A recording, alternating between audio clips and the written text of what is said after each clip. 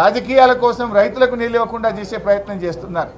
గతంలో కాంగ్రెస్ ప్రభుత్వం అధికారంలో ఉన్నప్పుడు పంజగుట్ట ఫ్లైఓవర్ కడుతుండగానే నిర్మాణంలో ఉండగా పంజగుట్ట ఫ్లైఓవర్ కూలిపోయి 20 మంది చచ్చిపోయింది ఆ రోజు.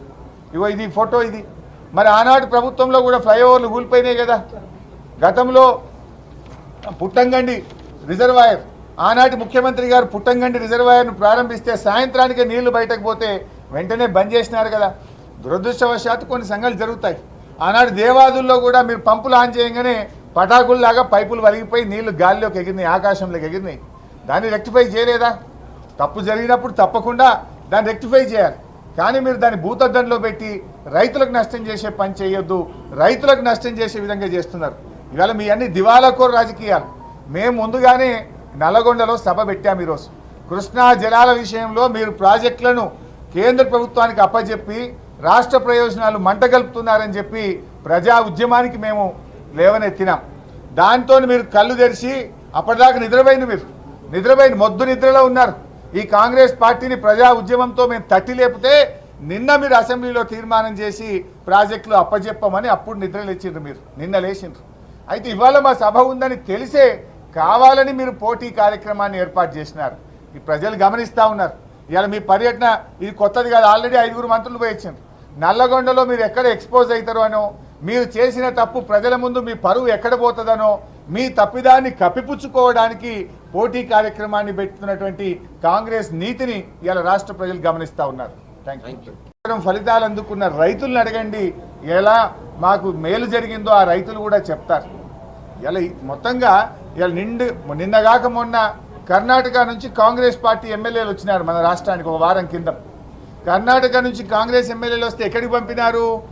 మల్లన్న సాగర్ను, రంగనాయక సాగర్ను చూపించారు. కాళేశ్వరంలో భాగమైనటువంటి రంగనాయక సాగర్ను చూపిస్తే అది చూసి కర్ణాటక కాంగ్రెస్ ఎమ్మెల్యేలు ఇది మహా అద్భుతం అని చెప్పి మనల్ని మెచ్చుకొని పోయినారు. వీడియో ఫుటేజ్ ఉంది, పేపర్లలో కూడా వార్తలు వచ్చినాయి. మరి అవి కూడా చూపించాలి కదా. కేవలం ఒక మేడిగడ్డ దగ్గర జరిగిన దాన్ని పట్టుకొని మీరు కోడిగుడ్డు మీద ఈకలు బీకి రాజకీయంగా ఏదో 4 ఎంపీ సీట్లు రావాలనో, రాజకీయంగా లబ్ధి పొందాలనో, మా మీద బురద జల్లాలని చెప్పి ఒక ప్రయత్నం మీరు చేస్తూ ఉన్నారు. అసలు మీ ప్రభుత్వం ఫెయిల్ చేసినారు. ఆనాడు తమ్మిడిహట్టి దగ్గర మీరు ప్రాజెక్టు ప్రతిపాదిస్తే అది చాప్రాల్ వైల్డ్ లైఫ్లో శాంక్చురీలో ఇరుక్కపోయింది. 2007లో మీరు ఆనాడు ప్రాణహిత చెవెళ్లకు ఆలోచన చేసి జీవోలు ఇస్తే 2014 దాకా మీరు అధికారంలో ఉన్నారు. 7 ఏళ్ళు మీరు అధికారంలో ఉండి ఎందుకు మీరు అనుమతులు తేలేదు? ఎందుకు మీరు తమ్మిడిహట్టి దగ్గర బ్యారేజ్ కట్టలేదు?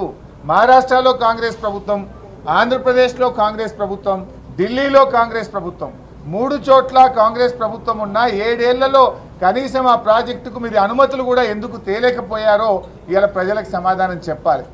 ఆనాడు అసలు నీళ్లు లేని చోట మీరు బ్యారేజ్ను ప్రతిపాదిస్తే దాన్ని రీఇంజనీరింగ్ చేసి సెంట్రల్ వాటర్ కమిషన్ సూచనల మేరకు నీళ్లున్న చోటికి దాన్ని మార్చి ఇవాళ 3 ఏళ్ళు నీళ్లు ఇచ్చి చూపించాం. మేము 3 సంవత్సరాలు పంటలు బండినాయి.